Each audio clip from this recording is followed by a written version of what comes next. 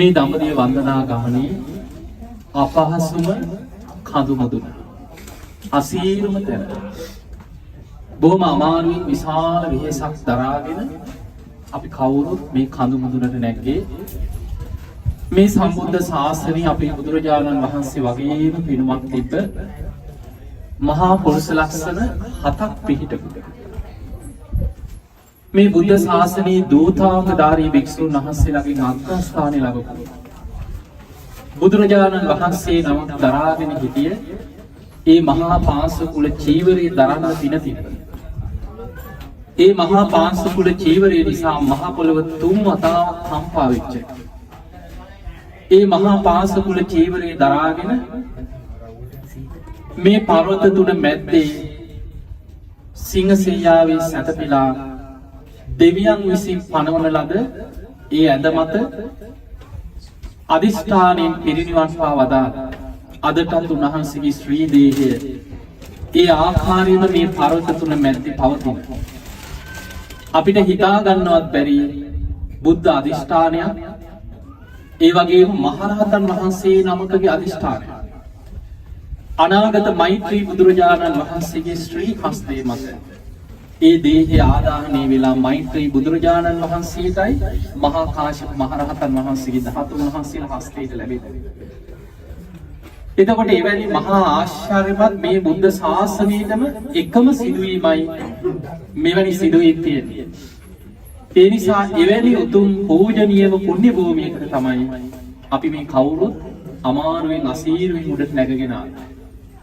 ඒ නිසා මේ සම්බුද්ධ ශාසනයේ මහා කාශ්‍යප මහරහතන් වහන්සේ කියලා කියන්නේ අපිට ඉතාම සුවිශේෂී මහරහතන් වහන්සේ නමක්. උන්වහන්සේගේ ජීවිත කතාවේ සසරේ පාරමී පුරාගෙන ආපු සිදුවීම්, සසරේ පෙරම් පුරපු හැටි ඔබ අන්තර්ජාලය තුළ පසුගිය මීට මාසයකට දෙකකට පෙර මහා කාශ්‍යප මහරහතන් වහන්සේගේ ජීවිත කතාව අලලලා මම දේශන 5ක් කරා. එකින් එක පිළිවෙලට ගැලපීලා යන විදියට. ඒ දේශන ටික ඔබ අන්තර්ජාලයෙන් ගිහිලා ශ්‍රවණය කරා. අන්න එතකොට මහා කාශ්‍යප මහරහතන් වහන්සේ ගැන ගොඩාක් කරුණු මේ ජීවිතේ දැනගන්න කරනවා. විපස්සී බුදුරජාණන් වහන්සේගේ කාලේ එදා තමන්ට තිබිච්ච එකම සලුවක් බුදුරජාණන් වහන්සේට පූජා කරපු ඒක සාටක බමුණ ගැන අහලා නැහැ. ඒ වෙන කවුරුත් නෙමෙයි. මහා කාශ්‍යප මහරහතන් වහන්සේ. තමන්ට තිබිච්ච එකම සලුව පූජා කරලා අවසානයේ බද්දුම රජතුමා ඒක දැකලා පැහැදිලා. තමන්ට තෑගි කරපු ඒ වටිනා සලු සියල්ලම බුදුහාඳුරන් පූජා කරලා. අවසානයේ සීතල දවසක වෙවුල මේ ඒක සාටක බමුණ බණහනවා දැකලා බද්දුම රජතුමා වටිනා කන් මූලයෙන් වියපු කම්බිලියක් සලුවක් පොරවලා තෑගි කරලා ගියා. මේක සාටක බමුණ කල්පනා කරා මේ උතුම් සලුව මම වගේ කෙනෙකුට නෙමෙයි ලෝතුරා බුදු කෙනෙකුටයි සලසු. බුදුරජාණන් වහන්සේට වන්දනා කරලා ඉල්ලීමක් කරා, ස්වාමීනි ඔබ වහන්සේගේ සුගන්ධ කුටිය ඔබ වහන්සේ සිංහසෙයියාවෙන් සැතපෙන තැනට ඉහළින් වියනක් කරලා මට මේ රන් සලුව පූජා කරන්න අවසරයි. ඒ වෙලාවේ අවසර අරගෙන බුදුරජාණන් වහන්සේගේ කුටියට ඉහළින් වියනක් වගේ අර රන් සලුව සකස් කරලා ඒක සාටක බමුණ පූජා කරලා ප්‍රාර්ථනාවක් කරා. ඒ උතුම් ප්‍රාර්ථනාවන් සසරේ කරපු පාරමී ධර්මයන්ගේ පුණ්‍ය බලය ඒ සසරේ පෙරම් පුරාගෙන ඇවිල්ලා ගෞතම බුදු කෙනෙක් දරාගෙන හිටිය මහා පාංශකුල චීවරයක් දරන්න පින ලැබුණේ එවැනි මහා පිනක් නිසා. පින්වතුනි, අපේ බුදුරජාණන් වහන්සේ උන්වහන්සේට රජවරු සිටුවරු වටිනා සිවුරු පිළිකර පූජා කළා. උන්වහන්සේ ඒ සිවුරු පිළිගත්තා. හැබැයි බුදුරජාණන් වහන්සේ දවසක් මහා කරුණා සමාපත්තිය ලෝකෙ දිහා බලලා කල්පනා කරනවා, තථාගත බුදු කෙනෙක් හැමෝටම ආදර්ශයක් හැටියට මහා පාංශකුල සිවුරක් දරන්නට ඕනේ. එදා ඒ විදිහට බුදුරජාණන් වහන්සේට සිතුවිල්ලක් ඇති වුණා. උන්වහන්සේ බුදු වැසින් දැක්කා රජගහ නුවර පුන්නා කියලා 16ක් මැරිලා ඒ 16ගේ මృత ශරීරය සුදු රෙදි කඩකින් ඔතලා ගිහිල්ලා අමු සොහනකට දාලා දින ගණනාවක් දැන් අර මොක ශරීරේ පණුව පිරিলা. තිබක් පණුව හිටියා කියලා. අර රෙදි කඩි. එදා උදෑසනින් බුදුරජාණන් වහන්සේ අර අමු සොහොනට වැඩම කරලා අර තිබක් පණුවන් පිරිච්ච මේ රෙදි කඩ පාසකුල චීවරේ උන්වහන්සේගේ හස්තයෙන් අල්ලනකොටම මහ පොළොව කම්පා වුණා. ඒ වෙලාවේ දසදහසක් ලෝක ධාතුල දෙවිවරු අහසේ පිරුණා. සක්‍ර දෙවියන් මේ මොහොතේ මෙතන පොකුණක් මවනවා. බුදුරජාණන් වහන්සේ ශ්‍රී හස්තයෙන් අර පණුව පිරිච්ච රෙදි කඩ අර මුත ශරීරය උතල තිබ රෙදි කඩ අරගෙන අර පණුවන් එකින් එක ශ්‍රී හස්තයෙන් ඉවත් කළ රෙදි කඩ අර සක්‍ර දෙවියන් මව පොකුණෙන් බුදුරජාණන් වහන්සේගේ ශ්‍රී හස්තයෙන්ම රෙදි කඩ පිරිසිදු කළ හොදලා අත්ගත්තා. ඒ රෙදි කඩ සිවුරක් කරලා බුදුරජාණන් වහන්සේ බුදු කෙනෙක්ගේ ශ්‍රී ශරීරයකට එවැනි පාසකුල චීවරයක් පොරවනකොට දෙවනි වතාවට මහ පොළොව කම්පා වෙනවා. බුදුරජාණන් වහන්සේ දරාගෙන හිටියේ මේ මහා පාසකුල චීවරය. දවසක් මහා කාශ්‍යප මහරහතන් වහන්සේ වැඩම කරපු වෙලාවේ තථාගත බුදුරජාණන් වහන්සේ මහා කාශ්‍යප හාමුදුරන්ට කියනවා මහා කාශ්‍යපය අපි යමු අන්දවනේ. සවැත් නුවර ජේතවනේ ආසන්නයේ තියෙනවා යොදුනක් දොරින් මහා වනාන්තරයක් භික්ෂුන් බොහෝ විවේකයෙන් වැඩ ඉන්න තැනක් අන්දවනේ. මේ අන්දවනේට බුදුරජාණන් වහන්සේ මහා කාශ්‍යප මහරහතන් වහන්සේ සමග වැඩම කළා. ඒ වෙලාවේ බුදුරජාණන් වහන්සේට වැඩ ඉන්න මහා කාශ්‍යප මහරහතන් වහන්සේ දරාගෙන හිටිය උන්වහන්සේගේ දෙපට සිවුර නමලා එළලා බුදුහාඳුරන්ට ආරාධනයක් කරා ස්වාමීනි තථාගතයන් වහන්සේ මගේ මේ සිවුර මත වැඩ ඉන්න සේක්වා. බුදුරජාණන් වහන්සේ මහා කාශ්‍යප මහරහතන් වහන්සේගේ සිවුර මත වැඩ ඉඳලා ඒ සිවුර ශ්‍රී හස්තයෙන් පිරිමැදලා කියනවා මහා කාශ්‍යප ඔබේ දෙපට සිවුර නම් හරි සිරිදුයි. ඒ සිවුර හරි පහසුයි. ඒ සැනින් මහා කාශ්‍යප මහරහතන් වහන්සේ නැගී ඉඳලා බුදුරජාණන් වහන්සේට වන්දනා කළා කියනවා ස්වාමීනි භාග්‍යවතුන් වහන්සේ මගේ සිවුර පිළිගන්න සීක්වා. දැන් තථාගතයන් වහන්සේ බොහෝ වයෝ වෘද්ධයි. ඒ නිසා මේ මහා පාංශකුල චීවරේ තථාගතයන් වහන්සේට බරයි. ඒ නිසා ස්වාමීනි භාග්‍යවතුන් වහන්සේ මගේ චීවරේ දරන සීක්වා. ඒ වෙලාවේ බුදුරජාණන් වහන්සේ විමසනවා මහා කාශ්‍යප ඔබේ සිවුර මම දැරුවොත් ඔබ පොරවන්නේ මොකක්ද? ස්වාමීනි භාග්‍යවතුන් වහන්සේ දරාගෙන ඉන්න ඔය මහා පාංශකුල චීවරේ මට දෙන්න. තථාගතයන් වහන්සේ මගේ චීවරේ පොරවන්න කියලා. ඒ වෙලාවේ බුදුරජාණන් වහන්සේ නැගී ඉඳලා තමන් දරාගෙන ඉන්න මහා පාංශකුල සිවුර ගලවන මහා කාශ්‍යප මහරහතන් වහන්සේ අතට දුන්නා. මහා කාශ්‍යප මහරහතන් වහන්සේ පොරවගෙන හිටපු සිවුර බුදුරජාණන් වහන්සේට පූජා කරා. මහා කාශ්‍යප මහරහතන් වහන්සේ බුදුරජාණන් වහන්සේ සිවුරු මාරු කරගෙන සිවුරු පොරවනකොට තුන්වෙනි වතාවට මහ පොළොව චීවරයක් නිසා කම්පා වුණා. මේ සම්බුද්ධ ශාසනයේ චීවරයක් නිසා මහ පොළොව තුන් වතාවක් කම්පා වෙච්ච ඒ උතුම් චීවරේ දරන්න පින තිබ්බේ සාරිපුත්ත හාමුදුරන්ට නෙමෙයි. ඒකා සංකේ කල්පලක්ෂයක් පෙරම් පුරපු මුගලන් හාමුදුරන්ටත් නෙමෙයි. මේ සම්බුද්ධ ශාසනයේ 80 මහා ශ්‍රාවකයන් වහන්සේලා අතරින් තතිය ශ්‍රාවකයන් වහන්සේ හැටියට හඳුන්වන මහා කාශ්‍යප මහරහතන් වහන්සේ.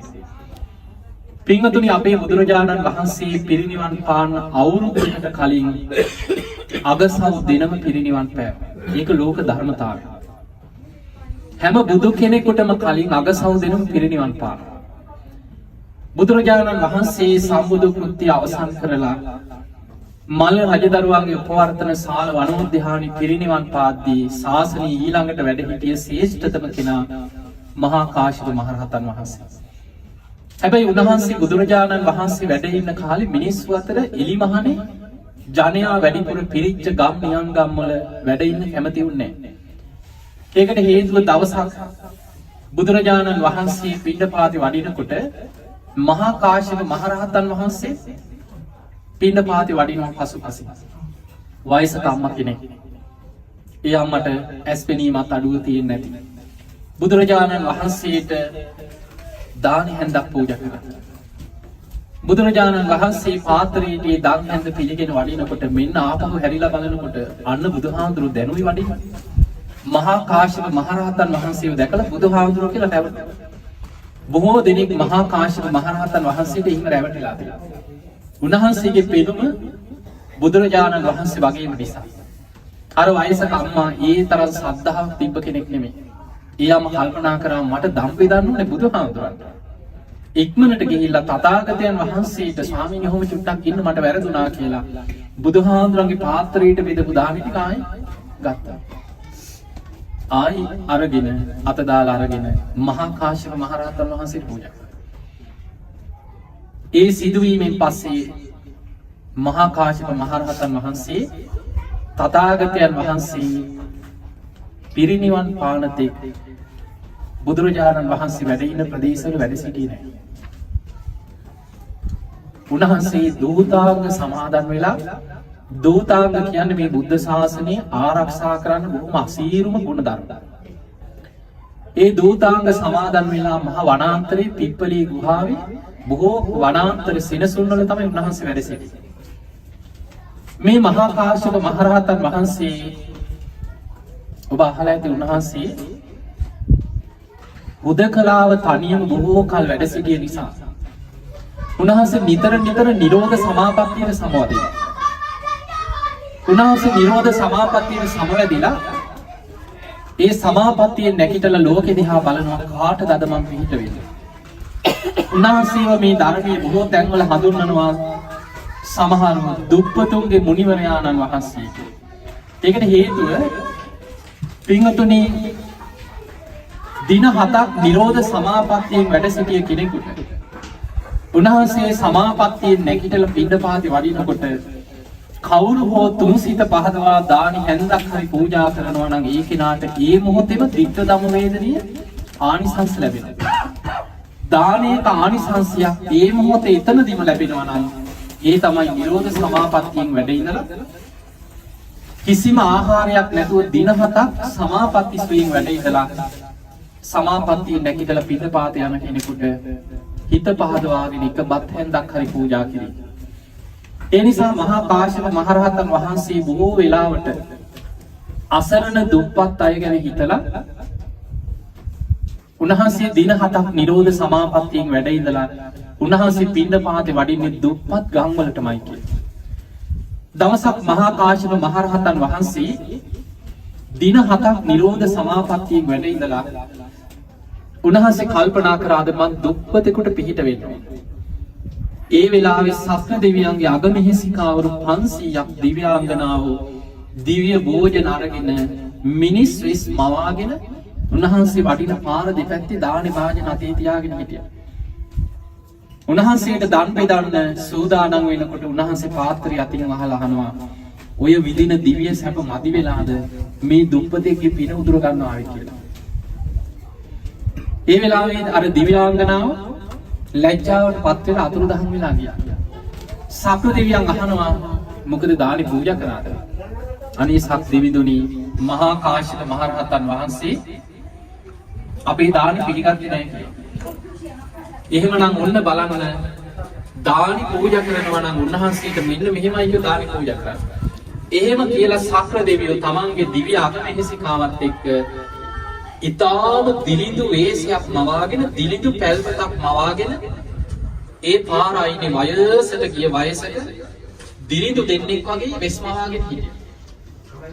මහා කාශ්‍යප මහරහතන් වහන්සේ වඩිනකොට මේ පැල්පත දැකලා උන්වහන්සේ හිතුවා මේ පැල්පතින් දාන හැන්දක් පිළිගන්න කියයිට අනුග්‍රහ පිණිස පවතින. පින්වතුනි හැම වෙලාවෙම දිවසින් ඉන්නව නෙමෙයි. බුදුරජාණන් වහන්සේ පවා ඒ නුවණට සමවැදිලා බලනකොටයි තේරෙන්නේ. මහා කාශ්‍යප මහරහතන් වහන්සේ පියවි ඇසින් දැක්ක ගමන් උන්වහන්සේ හිතුවා දිලිඳු පවුල. ඒ අයට මම පිහිට වෙනවා කියලා උන්වහන්සේ එතනට වැඩම කළා. අර වයසට ගිය වෙස්වලාගෙන ඉන්න දැන් සක්‍ර දෙවියෝ වයසට ගිය මේ දෙන්න භාජන දෙකක් අරගෙන ඇවිල්ලා මහා කාශ්‍යප මහරහතන් වහන්සේ ඒ වෙලාවේ අර පාත්‍රය විවෘත කරනකොට ඉක්මනට සුවඳ එන්න කලින් අර භාජනෙන් අරගෙන පාත්‍රයටම අතේ තිබිච්ච දිව්‍ය භෝජන ටික පාත්‍රයටම පූජා කරා. පාත්‍රයට දිව්‍ය භෝජන පූජා කරනකොටම මුළු පළාතම සුගන්ධයකින් පැතිරිලා. ඒ සැනින් මහා කාශ්‍යප මහරහතන් වහන්සේ දිවසින් බැලුව කවුද මේ? බලනකොට දැක්ක සක්‍ර දෙවියෝ. කරන්න දෙයක් නෑ දානි පාත්‍රයට පූජා කරා. ඒ වෙලාවේ මහා කාශ්‍යප මහරහතන් වහන්සේ අහනවා ඇයි සක් දෙවිදුනි දුප්පතෙක්ගේ පින උදුරගත්තා? ඒ වෙලාවේ සක්‍ර දෙවියෝ අහසට පැන නැගලා කියනවා මනුස්ස බොහෝතස්සපි උපකාරානි පුඤ්ඤාය දේව බොහෝතස්සපි උපකාරානි පුඤ්ඤාය පබ්බජිතස්සපි උපකාරානි පුඤ්ඤාය. මනුස්සයන්ටත් පින උපකාරයි, පැවිද්දන්ටත් පින උපකාරයි. ස්වාමීනි ඒ විතරක් නෙමෙයි දේව බොහෝතස්සපි උපකාරානි පුඤ්ඤාය. දෙවියන් වන අපිටත් පින අවශ්‍යයි කියලා සක්‍ර දෙවියන් සාදුකාර දෙමින් ඒ පින අනුමෝදන් වෙවි දෙව්ලොවට ගියා. ඔය වගේ මහා කාශ්‍යප මහරහතන් වහන්සේ උන්වහන්සේගේ ජීවිතේ එවැනි සිදුවීම් ගොඩාක් තියෙනවා. දිලිඳු අය හොයාගෙන ගිහිල්ලා ඒ අයට ආහාර පූජා කරනවා. ඊළඟට මේ සංසාරී ස්වභාවය එක තැනක් තියෙනවා. මහා කාශ්‍යප මහරහතන් වහන්සේ ඔය වගේම දිලිඳු පවුලක් හොයාගෙන උන්වහන්සේ වඩිනවා. එහෙම යනකොට එදා උන්වහන්සේ භාවනාවෙන් දකිනවා වයසක අම්මා කෙනෙක් පේසකාර ගමක රෙදි වියන මිනිස්සු ඉන්න ගමක හැරමිටියක් අරගෙන වයසක අම්මා කෙනෙක් කුදු ගැහිච්ච හිඟමන යන අම්මා කෙනෙක්. එදා උන්වහන්සේ පාත්‍රය අරගෙන මේ අම්මා අරමුණු කරගෙන ඒ ගමට යනවා. යනකොට බොහෝ දෙනෙක් දිනිදු පැල්පත් වලින් දානි පූජා කරන්න හැදුවා. පාත්‍රය අතින් වහගෙනම හිටියා, කාටවත් පූජා කරන්න දුන්නේ නැහැ. උන්වහන්සේ එහෙම ගිහිල්ලා අර වයසක අම්මා ඉදිරියේ නතර වුණා. එදා ගෙයක් ගානේ ගිහිල්ලා මේ අම්මගේ තැටියට ලුණු නැති කැඳ ටිකක් කවුරු හරි ගෙදරකින් දීලා. හිඟමනේ යනකොට කවුරු හරි ගෙදරකින් තිබිච්ච කැඳ ටිකක් දීලා ලුණු නැති කැඳක් කියලා තියෙනවා. මේ අම්මා කැඳ ටික බොන්න ගත්තා විතරයි කල්පනා කරා ආර්යයන් වහන්සේ නමක් මගේ ඉස්සරහා හිටගෙන. මේ කැඳ ටික මමත් උගුරක් බීලා ඉඳුල් වෙච්ච මේ කැඳ ටික මං කොහොමද මේ ආර්යයන් වහන්සේගේ පාත්‍රයට පූජා කරන්නේ? අනේ කවුරු හරි උන්වහන්සේට දානි හන්දක් බෙදනවා නම් කියලා අර කැඳ ටික පූජා කරන්න නැතුව අතේ තියාගෙන හිටියා. ඒ වෙලාවේ ළඟ ගෙදර කෙනෙක් ඉක්මනට දානි භාජනයක් අරගෙන ඇවිල්ලා මහා කාශ්‍යප මහරහතන් වහන්සේට දම් පූජා කරන්න හැදුවා. උන්වහන්සේ ආයි පාත්‍රය අතින් හැවුවා. දානි පිළිගත්තේ නැහැ. අර වයසක අම්මට හිතුණා කාගෙන්වත් දානි පිළිගන්නේ නැත්තේ මට අනුග්‍රහ පිණිස වෙන්නේ. පෙන්වා ස්වාමීනි අද මං ගියක් ගානේ ගිහිල්ලා මට හම්බුනේ මේ ලුණු නැති කැඳ ටිකක් විතරයි. මහා කාශ්‍යප මහරහතන් වහන්සේ පාත්‍රය විවෘත කළා. මෙරණියනි ඔය ටික ප්‍රමාණවත් පූජා කරන්න කියලා. අර අම්මා කැඳ ටික පාත්‍රයට පූජා කරලා අමාරුවෙන් හැරමිටිය තියලා දන ගහලා වැන්දා. මහා කාශ්‍යප මහරහතන් වහන්සේ කියනවා මෙරණියනි ඔබ මීට ආත්ම 3කට පෙර මගේ අම්මා මොන සංසාරේ ආත්ම 3කට පෙර මහා කාශ්‍යප හාමුදුරන්ගේ අම්මයි. ආත්ම 3කට පස්සේ උන්වහන්සේ දූතාංගධාරීන්ගෙන් අග්‍රමී බුද්ධ ශාසනයේ තතිය ශ්‍රාවකයන් වහන්සේ දෙව් මිනිසුන්ගේ වන්දනා ලැබෙමින් උන්වහන්සේ වැඩ ඉන්න පූජනීය මහරහතන් වහන්සේ නම. නමුත් ආත්ම 3කට පෙර ඒ අම්මා වෙච්ච කෙනා ඉදා ඒ නගරේ ගියක් ගානේ හිඟමන යන අසරණ අම්මා. එතකොට අපිට මහා කාශ්‍යප මහරහතන් වහන්සේගේ මෙවැනි සිදුවීම් ගොඩාක් ධර්මී හම්බෙන්නේ. පින්වතුනි බුදුරජාණන් වහන්සේ පිරිනිවන් පානකොට උන්වහන්සේ පාවානුවර වැඩ සිටියේ. පිප්පලී ගුහාවේ මහ වනාන්තරේ. උන්වහන්සේ භාවනා කරනකොට එදා දැක්කා තථාගතයන් පොළොව සෙලවුණා. මහ පොළොව සෙලවෙලා අකලට ගිගුරුම් දීලා වැස්සක් ඇද හැලෙනකොට උන්වහන්සේ භාවනාවෙන් බැලුවා ඇයි මේ සමාපත්තියෙන් දැක්කා තථාගත බුදුරජාණන් වහන්සේ මල්ල රජදරුවන්ගේ උපවර්තන ශාල වනෝද්‍යානයේ පිරිනිවන් පානවා. ඒ වෙලාවෙම ශිෂ්‍ය භික්ෂූන් වහන්සේලා ඒ අවට ආරාම සෙනසුන්වල හිටිය භික්ෂූන් වහන්සේලා සමග කුසිනාරාවට වඩින්න පිටත් වුණා. දින 7ක් යනවා ගමන. දවස් 7ක් තිස්සේ උන්වහන්සේ පාවානුවර ඉඳන් කුසිනාරාවට 500ක් භික්ෂූන් පිරිවරාගෙන වඩිනවා. බුදුරජාණන් වහන්සේගේ ශ්‍රී දේහයේ දින 7ක් මහජන ප්‍රදර්ශනයට තියලා තමයි කපපොළුම් පටල 500කින් සිවුරු 500කින් ඔතලා රන් දිනක තැම්පත් කරලා සඳුන් චිතකයක් තුළ දේහය ආදාහනය කරන්න සූදානම් කළේ. අපි කතා කරා ආදාහන චේතිය තිබිච්ච තැනට. එදා මල් රජදරුවෝ 4 දෙනෙක් 8 දෙනෙක් 16 දෙනෙක් උත්සාහ කරා දේහයට ගිනි දල්වන්න බැරි වුණා. දෙවියන් ගින්න දල්වන්න හදනකොටම ගින්න නිවනවා. ඒකට හේතුව මහා කාශ්‍යප මහරහතන් වහන්සේ ඈත ඉඳන් වඩිනකොට උන්වහන්සේ හිතනවා මම බොහෝ කල මහ වනාන්තර ඇසුරු කරගෙන අවුරුදු ගණනාවක් වැඩ හිටියා. තථාගත බුදුරජාණන් වහන්සේ බොහෝ කාලෙකින් මට ඇස් දෙකින් දැකලා උන්වහන්සේගේ සිරිපතුල් වන්දනා කරන්න බැරි වුණා. බුදුරජාණන් වහන්සේ පිරිනිවන් පාලා. උන්වහන්සේගේ ශ්‍රී දේහය ආදාහනය කරන්න පෙර ඒ උතුම් දහසක් නිම්වලුන් වලින් යුක්ත චක්‍ර ලක්ෂණයන්ගෙන් යුක්ත සිරිපතුල් මට නළලේ තියාගෙන වන්දනා කරන්න ලැබේවා ලැබේවා කියලා හිත හිතා වඩිනවා. ඒ සිතුවිල්ල දකින දෙවිවරු චිතකයට ගිනි දල්වන්න දෙන්නේ නැහැ. ගින්න දල්වන්න හදනකොටම දෙවියන් ගින්න නිවනවා.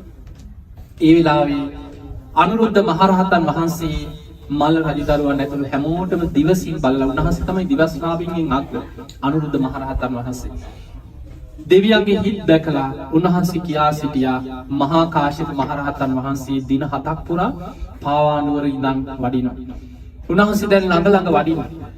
උන්වහන්සේ වැඩම කරලා ශ්‍රී දේහේ වන්දනා කරගන්න තෙක් දෙවියන් චිතකයට ගිනි දල්වන්න දෙන්නේ නැහැ කියනවා. ඒ වෙලාවේ හැමෝම බලාගෙන හිටියා බුදුරජාණන් වහන්සේගේ චිතකයට ගිනි දල්වන්න විදිහක් නැහැ. ටික වෙලාවක් යනකොට 500ක් භික්ෂූන් පිරිවරාගෙන මහා කාශ්‍යප මහරහතන් වහන්සේ ඉදිරියෙන් වඩින්නේ බුදුරජාණන් වහන්සේ වඩිනවා වගේමයි. හැමෝටම සිහි වුණේ බුදුරජාණන් වහන්සේ වඩිනවා කියන කාරණේ කියලා. ඒ වෙලේ මහා කාශ්‍යප මහරහතන් වහන්සේ වැඩම කරලා සිවුර ඒකාංශ කරලා පුරෝගෙන චිතකයේ වටවත් තුන් වලල්ල බුදු ගුණ කිය ප්‍රදක්ෂිනා කරමින් වන්දනා කරා. අපි චෛත්‍යය වදිනවා. එහෙම වන්දනා කළා සිරිපතුල් තියෙන තැන දන ගහගෙන චිතකයට නළල තියලා අදිෂ්ඨානයක් කරා.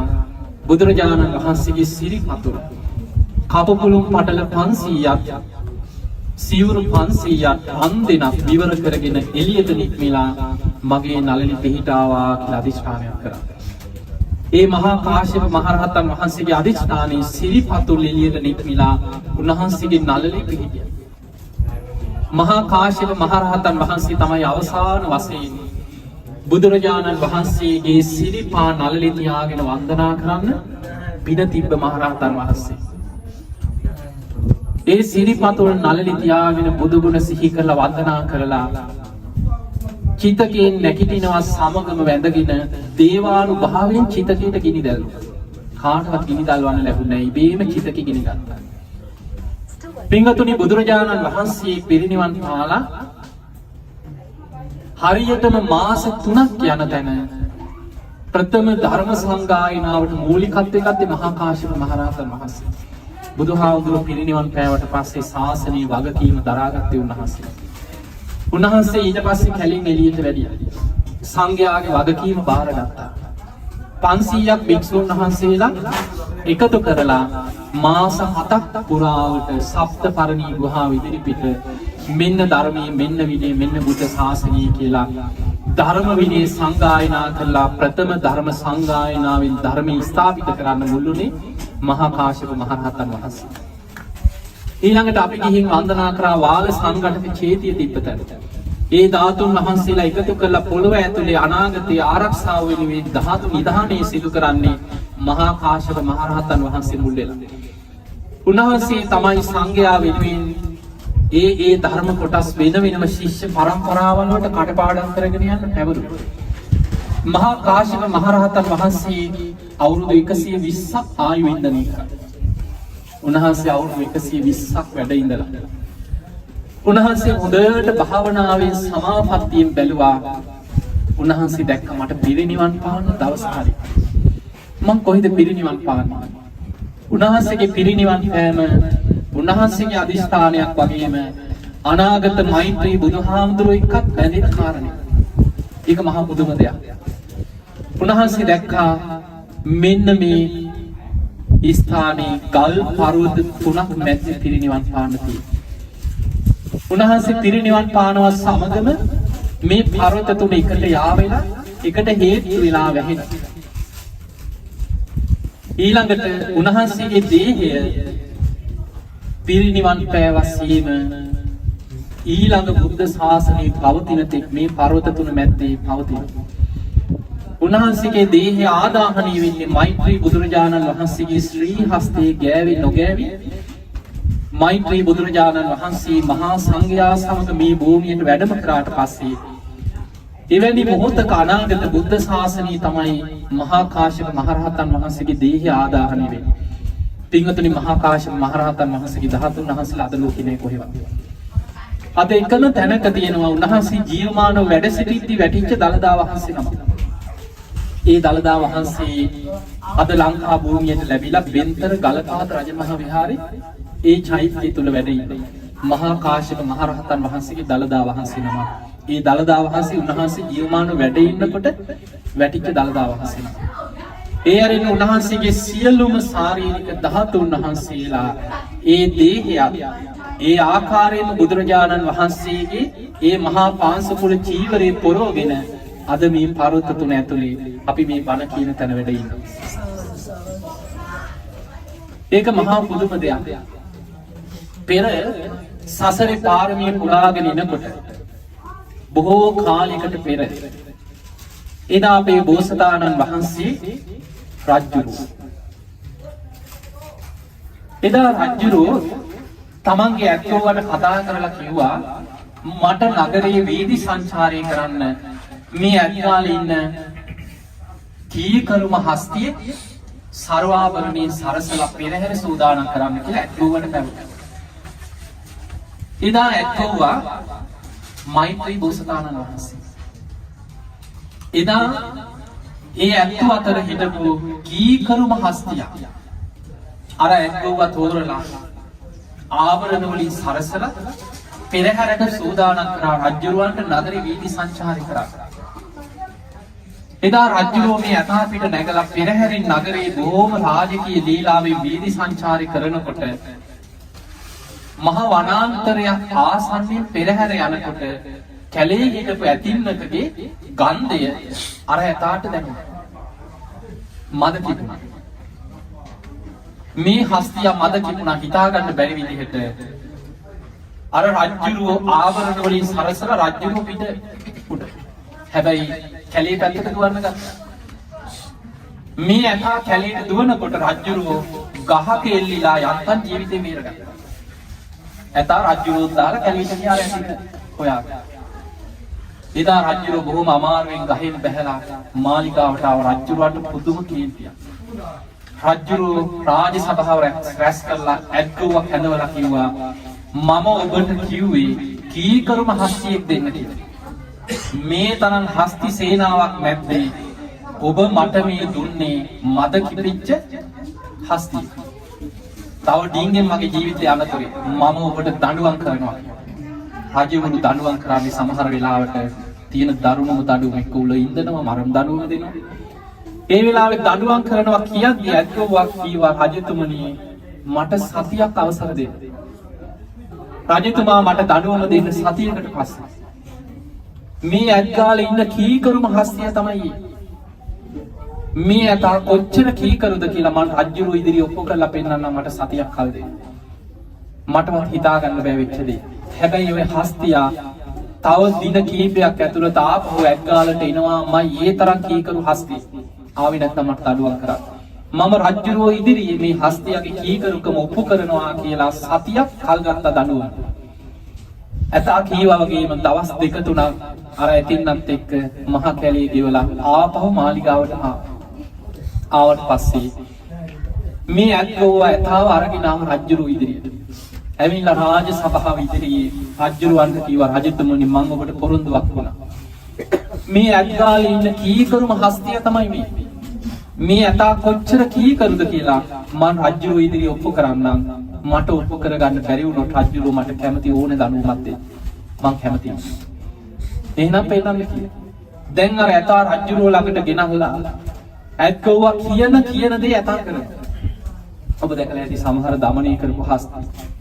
කකුල් දෙකෙන් හිට ගන්න කියපම අමාරුවෙන් කකුල් දෙකෙන් හිට ගන්න. හොඬ වැල තියලා කකුල් දෙක උස්සන්න කියපම උස්සන. මෙහෙම ඉන්න කියපම මෙහෙම ඉන්න. එහෙම එක එක විදිහට රජුරුව ඉදිරියේ කියන අසීරු විදිහට ඇතා තමන්ගේ කීකරුකම පෙන්වනවා. ඊට පස්සේ ඇත්ගොවා මොකද කරේ? ගිනියම් වෙච්ච යකඩයක් හොඳට ගිනියම් කරලා හස්තියට දික් කරා හොඬ වලින් අල්ලන්න. ඒ වෙලාවේ යතා දන්නවා දැන් හොඬ වලට මේක පිච්චෙනවා. හැබැයි කීකරුකම දමනය දැන අර හොඬ වලින් අර ගිනියම් වෙච්ච යකඩිය හොඬ වලින් අල්ලගත්තා. චිටි ගාලා හොඬ වල පිච්චෙනවා. ඒ තල්ලගෙනම හිටියා. මේ හස්තියගේ ඇස් වලින් කඳුළු බේරෙනවා හොඬ වල පිච්චෙනවා. ඒ තල්ලගෙන හිටියා. රජ්ජුරුව කෑ ගැහුවා හා ඇති කියලා. නවත්තන්න තමයි. හොඬ වල පිච්චුණා. රජ්ජුරුවන්ට තේරුණා මේ හස්තියා කීකරුම හස්තිය. ඇද්දුව නිදහස් කරා. මේක කර්ම විපාකයක්. එදා හස්තියා මහා කාශ්‍යප මහරහතන් වහන්සේ.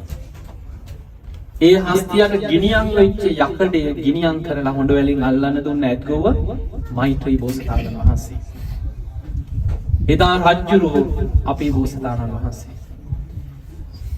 මේ කර්ම විපාකය විපාක දෙන්නේ මෛත්‍රී බුදුරජාණන් වහන්සේ බුදු වුණාට පස්සේ උන්වහන්සේටත් විපාක දෙන කර්ම තියෙනවා.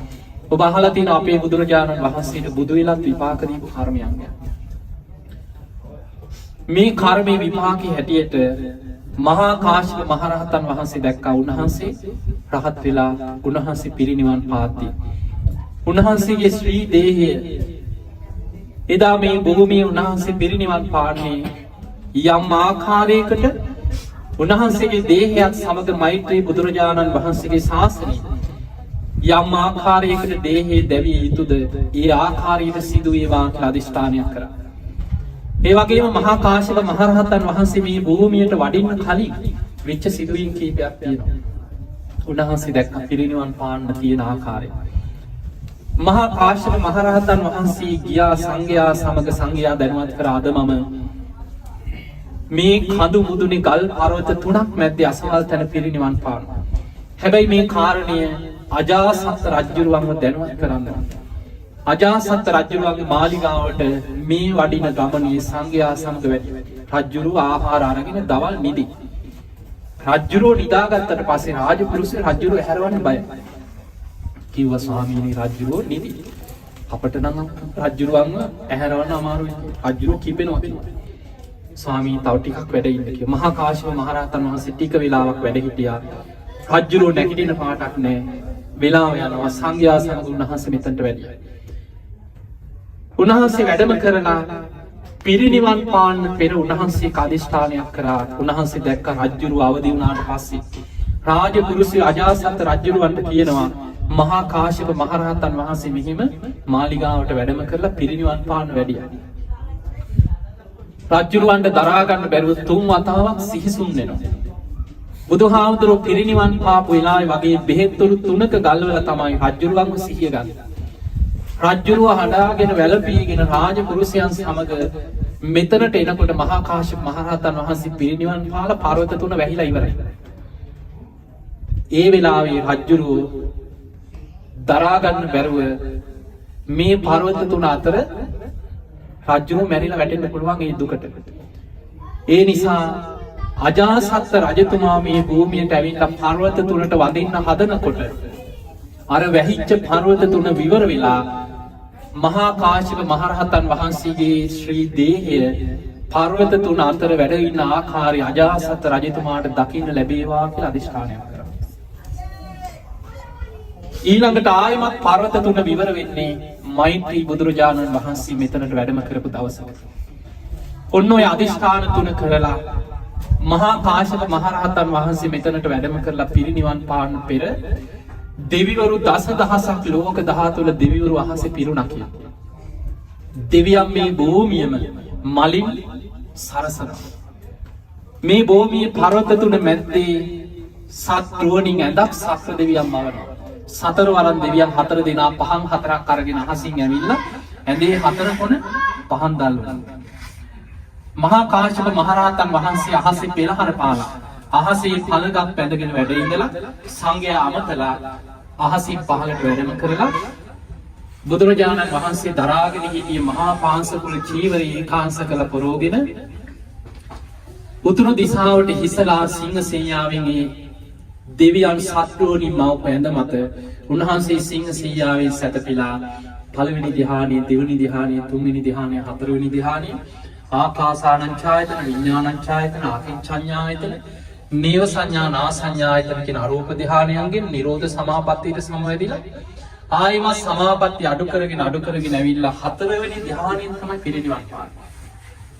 මහා කාශ්‍යප මහරහතන් වහන්සේ පිරිනිවන් පානවා සමගම අර පර්වත තුන ආයිමත් ලං වෙලා එකට යාවෙලා වැහිලා. දැන් මේ තියෙන වැහිලා. අපි අමාරුවෙන් මේ අස්සෙන් රිංගගෙන මේ ගුහාවල් අස්සෙන් උඩට ආවට පර්වත තුන දැන් එකට හේතු වෙලා වැහිලා මේ තියෙන්නේ. මහා කාශ්‍යප මහරහතන් වහන්සේගේ දේහය මේ පර්වත තුන මැද්දේ පර්වත තුනෙන් වැහිලා තාම වැඩ ඉන්නේ. එදා අජාසත් රජතුමා උන්වහන්සේ පිරිනිවන් පාලා බොහෝ වෙලාවකට පස්සේ හවස් වෙනකොට තමන්ගේ සේනාවත් එක්ක මෙතනට එනවා.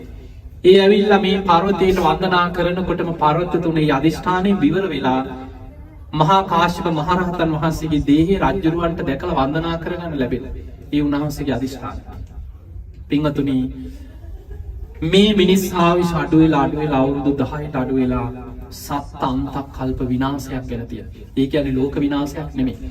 මිනිස්සු අවියායුධ වලින් මරාගෙන බොහෝ පිරිසක් අවියායුධ වලින් මරාගෙන විනාශ වෙනවා. හැබැයි හැමෝම නෙමෙයි, කොටසක් බේරෙනවා.